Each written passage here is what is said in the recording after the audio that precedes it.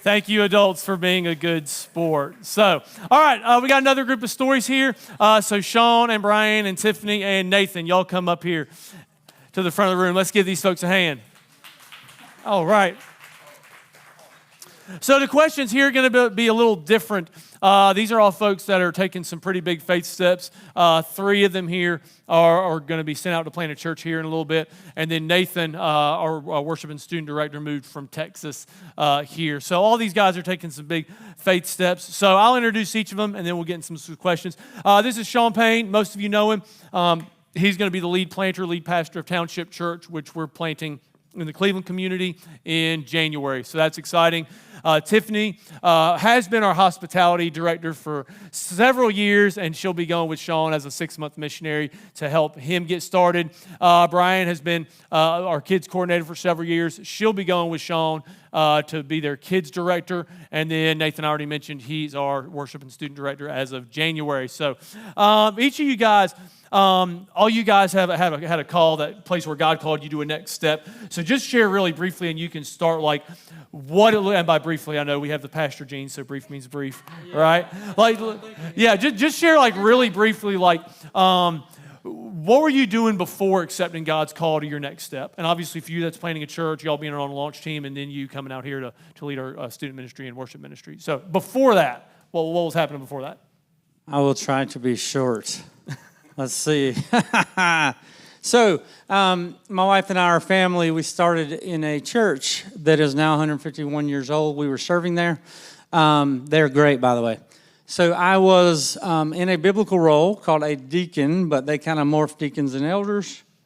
That's another day. But we were all business. We barely prayed. We didn't open the word in meetings. It was all business. Eventually, a pastor was called, and this was 11 years ago.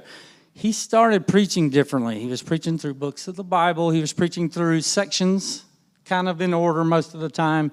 And it got me in the Word. And God just started changing things big time. I mean, it took years. This is years. But it was just changing me and transforming my life. The way he did that is this pastor started having us over for dinner every week. We were digging in the Word. We were in prayer. The business meeting that we used to have turned into a non-business meeting. And if we had time at the very end, there was business. And then we served in a lot of areas. God eventually, this same guy would give me opportunities to preach, and I would say, no, you're crazy, no, for years. Eventually he asked again, and I knew the Lord was just pushing me to say yes. Like I wanted to say no, I had to say yes, and I did. And then I just started getting so interested in church planting and reading books and podcasts, and never thinking the Lord would ever call me to do it, but he was prepping. Good deal. Tiffany, how about you? What were you doing before God called you to, other than being our hospitality director? Yeah, what was going on before you started, like before God called you to be a part of Sean's team? My answer won't be as long.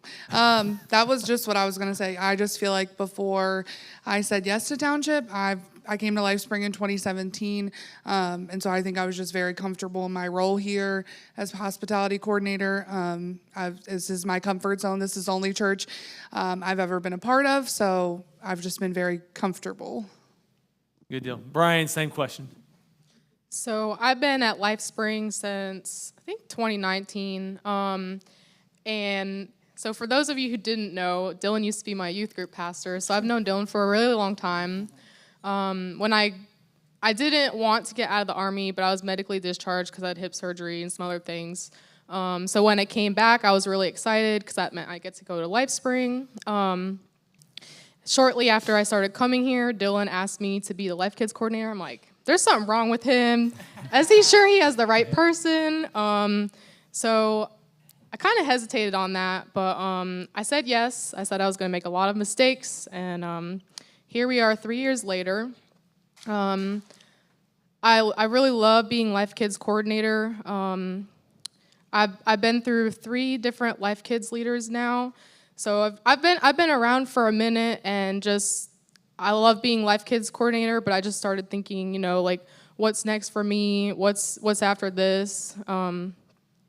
So, yeah. Cool. Nathan, same question. So this is loud.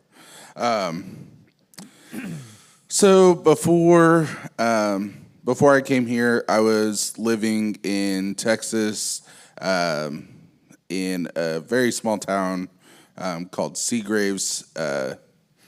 Moved back maybe a year or so. I was leading worship for a church and decided that it was better for me and my family to kind of just take a step back.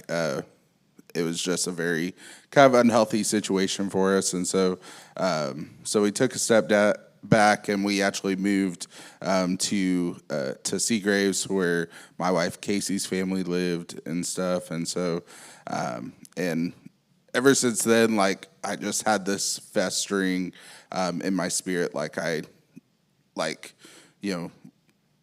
ministry was what I was supposed to be doing and stuff, and so but I wasn't to the point where I needed to be, and so God said, can I give me a year? And I don't even think I've told you this, but it was from that time. It was exactly a year to the time that I actually moved here. But how about that? But yeah. Wow. So great segue into the next question. So obviously at some point God called you to next, right? And for you that was here. For you guys that's going there. So how did it come about that God started like kind of leading you to your next step, and what was kind of like the wrestling process you went through before saying like, okay, yes, I'm going to pursue that? Yeah. So that's a great question.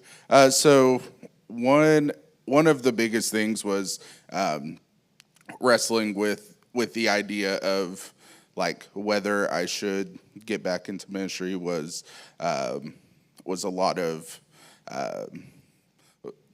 stuff, but I think the main point was that I didn't want to put my family in a position where there was going to be more hurt involved than there already was, and so really just struggling with that. And I think I don't think we actually passed that struggle until pretty close to the time that we actually got here, and so it was really like applying for the jobs and different stuff was more of a faith step, and I started applying for jobs probably in July or so, and then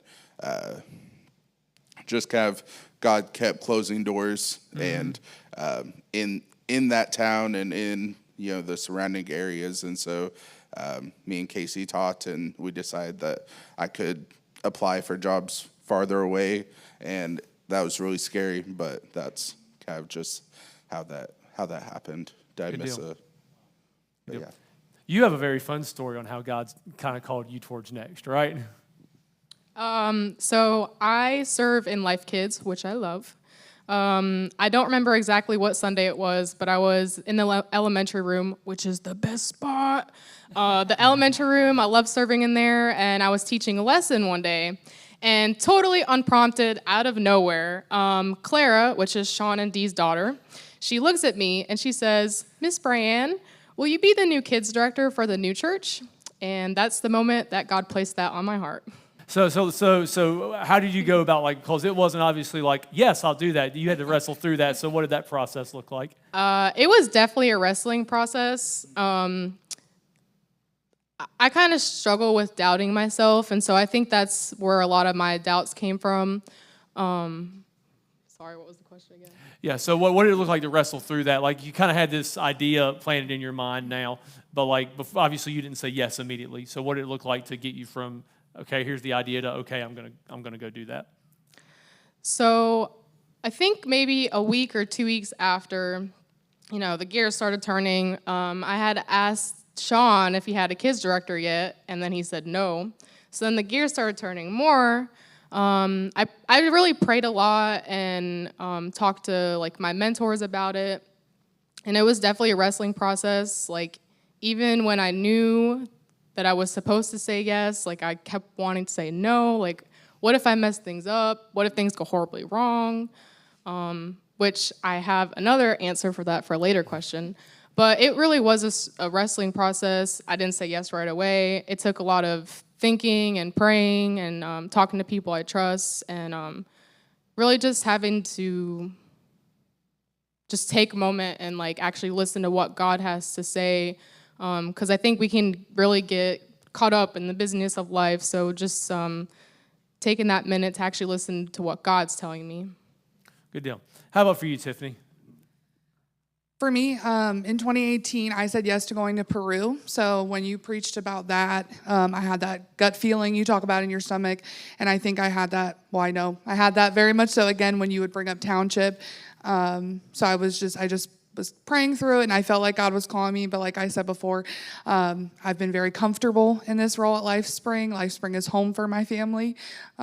So it was scary to think that we were going to leave what we've called home for so long. But in January, the kids had a day off of school, and so Dee and I met at Defy Gravity with the kids, and we were playing. The kids were playing, and we were talking. And I didn't mention how I was wrestling with going to Township, but of course, I was asking her how things were going, and through that conversation, I just felt God very clearly telling me, like, over and over, this isn't about you. Mm-hmm. And so I just knew that it was time to say yes.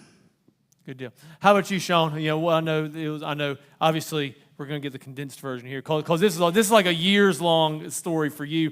But just kind of like, yeah. What did it look like? Because you kind of left off where like you were starting to think about church planting. So what was that wrestling process look like, and how did it get to where you finally were like, okay, yes, I'm gonna step into that? Where to start? Okay. So can I talk about meeting you for lunch? Okay. Yeah, so back up a little bit. This preaching I was talking about before where I did not want to say yes, and I did finally. God led it completely. I preached a horrible sermon, and I just had a feeling like I need to just send this out to people I've met. Like, maybe I don't know them well.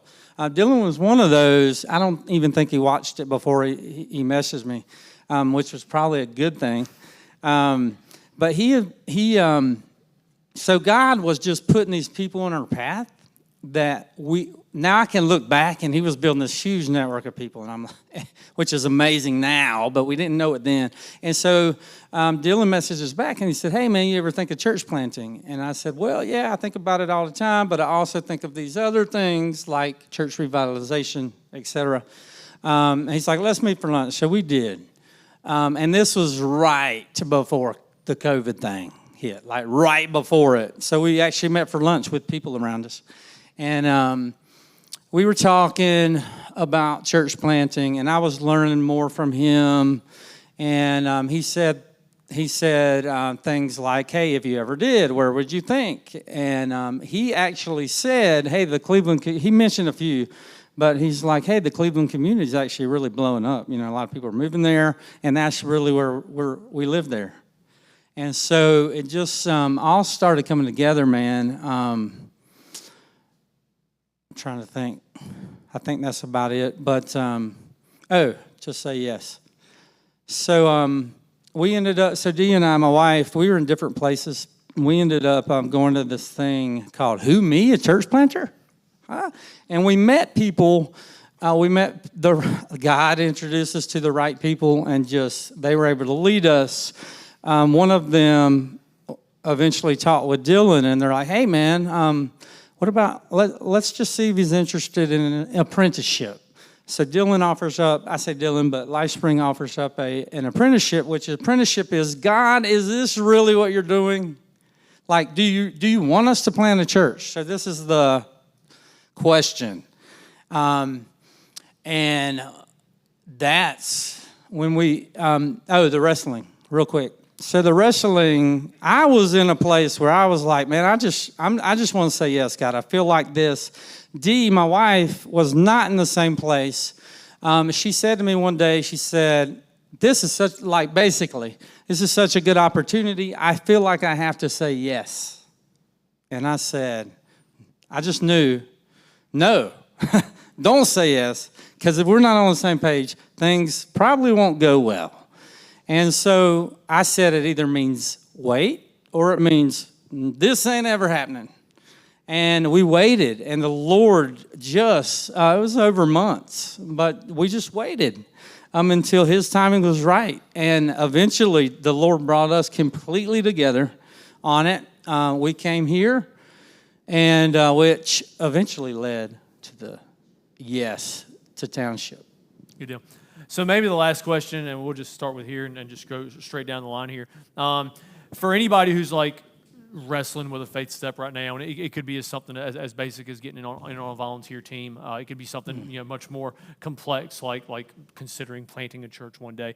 But what would you just encourage somebody with that's maybe in the middle of that wrestling process, that they maybe got this thought but they're not sure? What would you just encourage them with?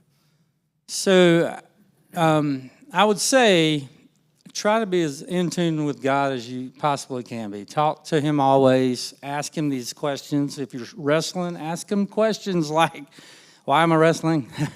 One of the prayers I always pray is really that, is God, hey, if this is where you're leading, like show me things that only you can do. So just be in tune with the Father.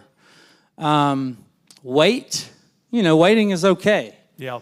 And I will say, hopefully I'm not skipping to the next question, but you can just skip me. Well, this is going to be the last question. Oh, so good, it's okay. good. So I would say this too, that if you read in God's Word, there is example after example of God using people that they're like, God, you're crazy. Why would you use me? And I was, and I still am in that same boat. It's like, God, really? But I just want to say yes. And so even if it's scary,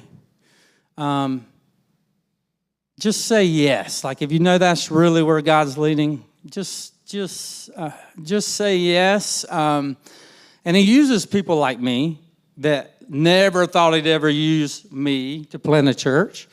He uses these people because I need God. Mm-hmm. Like I'm an example of I have to have God. I have to be in a tight relationship with Him, or things fall apart. Good deal. How about for you, Tiffany? What would you encourage somebody with if they're wrestling through a faith step? If you're wrestling with a faith step, I would say, 1, to take it. But 2, if you do take it, just know that you won't regret it. I think I shared earlier, in 2018, God called me to go to Peru, and I was very uncertain of how He would provide for that trip, and also I'm a single mom, so leaving my young children, that was very scary. But looking back now, God provided in a huge way, and so I don't regret that at all. So I'm pretty confident that, God is calling me to go to Township, at least for 6 months, and I don't think that I'll regret doing that. I think following God taking a faith step is scary, but you just won't regret it. So you're not totally comfortable taking it yet? It's like I said, we have LifeSpring is home for my family, so it's very bittersweet for us. Just being fully transparent with that. It is scary. I'm excited, but I wouldn't say I'm still wrestling with the decision. The decision has been made. I've been replaced for at least 6 months, so I'm going. But it's still hard. Good deal.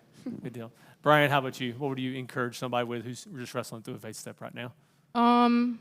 Going back to my wrestling story, take it back to when me and Stephanie Potter, which is the communications director here, we met at Simple Twist one day for lunch, and I was sharing, the wrestling process I was having.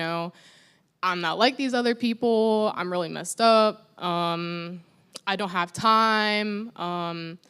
What if I take this role and I really mess things up? But she really encouraged me because I was having all these doubts and I was seeing everything that could go wrong. But she's like, well, Brian, what if you don't take this role? What if you were supposed to do this and you don't, and someone else does this? And she said things like, well, Brian, what if things go exactly the exactly the way that they're supposed to go? What if they go great? So that gave me a really big push that I needed just to, taking a faith step is scary. We don't know how things are going to turn out. What if things go wrong? But at the same time, yes, it is scary, but it can also be really exciting at the same time. Things could go wrong, but things could also go really right, and it could be an amazing opportunity. So I would say taking a faith step takes faith. It's in the name. And, if you focus on all these things that go wrong, it could go wrong, but if you have hope and you have trust in the Lord, God is going to work things out exactly the way that they're supposed to go. So have faith. Good deal. Good deal. Nathan, how about you? And obviously, you guys took a halfway across the country faith step. Yeah. So how would you encourage somebody that's taken, and not every faith step is quite that dramatic or quite as dramatic as Sean, but how would you encourage somebody just considering a faith step?